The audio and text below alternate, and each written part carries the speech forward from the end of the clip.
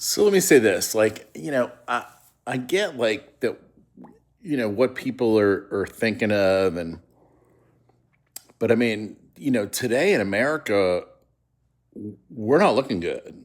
Like, we are really not looking good. There are, the people on the right, and I'm a Republican. Let me just put that out there. I'm a Republican. I voted for Trump 3 times, and I'm happy that he's in there. I love what he's doing.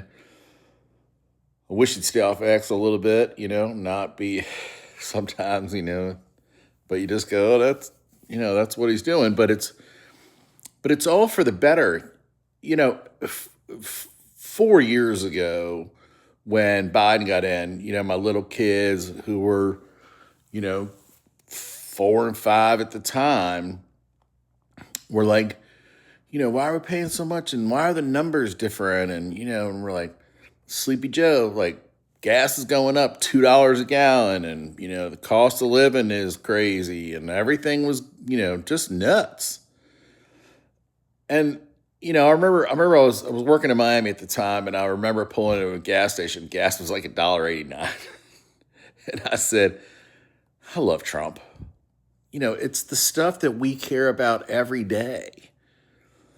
Common everyday Americans, do we care about foreign policy and, nuking Iran and all that stuff? Probably not. What we do care about is, how much gas does it take me to get to work, and can I afford to get there?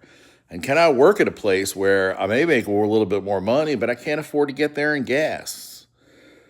Those are the kind of everyday American things that we think about. The egg thing was, so bizarre. And I remember like Trump was like, oh, eggs? Let's lower the cost of eggs and talk to the agricultural secretary and lower the cost of eggs.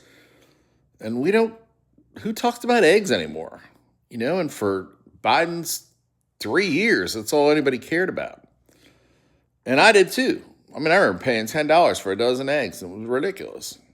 That was Biden's fault.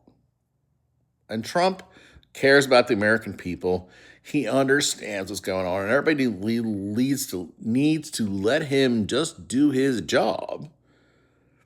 And sometimes it takes time, but it'll work out, and we're all happier for it. I mean, good Lord, this man is just kicking it. And we love him. And I hope to and pray to God that he stays as long as he can. Trump 2028.